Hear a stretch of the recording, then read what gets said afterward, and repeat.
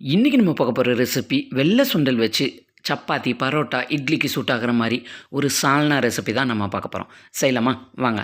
இப்போ ஒரு குக்கரில் கொஞ்சமாக ஆயில் எடுத்துக்கலாம். 4 பட்டை, 4 ஏலக்காய், 4 கிராம்பு இதோடு சேர்த்துட்டு பச்சை மிளகாயை இந்த மாதிரி கீறி ஒரு 10 பச்சை மிளகாய் ஆட் பண்ணிக்கிறேன். இதை வந்து நல்லா வதக்கிடணும். இந்த பச்சை மிளகாய் வதங்கினா தான் இந்த சால்னாவுக்கு ஒரு நல்ல ஃப்ளேவர் கிடைக்கும். பாருங்கள், இந்த அளவுக்கு நம்ம நல்லா வதக்கிடணும். இப்போ இது கூட நான் 2 டீஸ்பூன் அளவுக்கு இஞ்சி பூண்டு பேஸ்ட்டு இதோட ஆட் பண்ணிக்கிறேன். ஆட் பண்ணி இந்த பச்சை வாசனை போகிற வரைக்கும் நல்லா வந்து இஞ்சி பூண்டை வதக்கி விட்டுறலாம். இதுக்கப்புறமா நான் வந்து மீடியம் சைஸில் ஒரு 3 தக்காளி கட் பண்ணி எடுத்து வச்சுருக்கேன்.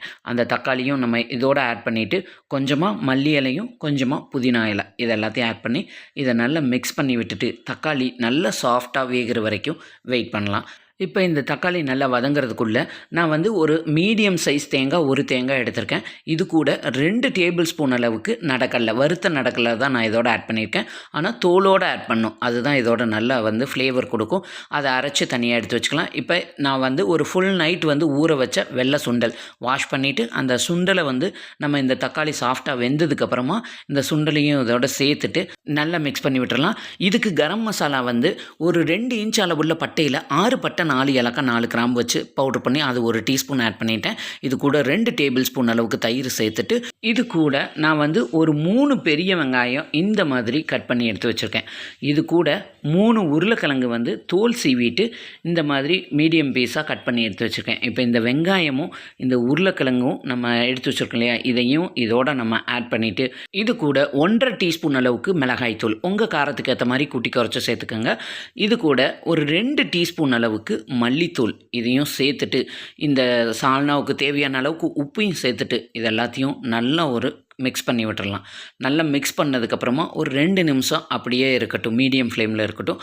2 நிமிஷத்துக்கு அப்புறமா இந்த சுண்டல் வேகறதுக்கு தேவையான அளவுக்கு தண்ணி இதோட நம்ம சேர்த்துட்டு லிட்டை போட்டு க்ளோஸ் பண்ணி விசிலை போட்டு ஒரு 4லேருந்து 5 விசில் வந்து நல்லா விசில் விட்டுட்டு ப்ரெஷர் போனதுக்கப்புறமா குக்கரை ஓப்பன் பண்ணி சுண்டல் வந்து நல்லா சாஃப்டாக வெந்திருக்குதான்னு செக் பண்ணிக்கோங்க. சுண்டல் வேகலைன்னா மறுபடியும் 2 விசில் விட்டு எடுத்துக்கோங்க.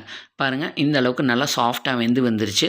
சுண்டல் வெந்ததுக்கப்புறமா நம்ம தேங்காயும் நடக்கலையும் சேர்த்து பேஸ்ட் அரைச்சி வச்சுருக்கோம் இல்லையா, அந்த தேங்காய் பேஸ்ட்டை இதோட ஆட் பண்ணிவிட்டு சால்னா வந்து உங்களுக்கு எந்த அளவுக்கு திக்னஸ் வேணுமோ அதுக்கு ஏற்ற மாதிரி நீங்கள் வந்து தண்ணி ஆட் பண்ணிவிட்டு நல்ல ஒரு கொதி விட்டுறணும். இந்த தேங்காவோட பச்சை வாசனை போகிற மாதிரி நல்ல ஒரு கொதி விட்டுட்டு அதுக்கப்புறமா நீங்கள் ஸ்டவ் ஆஃப் பண்ணிடுங்க. சூப்பரான சால்னா நல்ல வீடே மணக்கும், அந்தளவுக்கு நல்லா டேஸ்டியாக இருக்கும். இந்த சால்னா வந்து பரோட்டா, சப்பாத்தி, இட்லி இதுக்கெல்லாம் வந்து ஒரு சூப்பர் காம்பினேஷனுங்க. கண்டிப்பாக இந்த ரெசிப்பியை நீங்களும் ட்ரை பண்ணி பாருங்கள். இந்த வீடியோ பிடிச்சிருந்தேன்னா உங்கள் ஃப்ரெண்ட்ஸ் அண்ட் ஃபேமிலிக்கு ஷேர் பண்ணி விடுங்க, அவங்களுக்கு இது யூஸ்ஃபுல்லாக இருக்கும். மறக்காமல் நம்ம சுபாஷ் டைம் சேனலை லைக் பண்ணி சப்ஸ்கிரைப் பண்ணிடுங்க.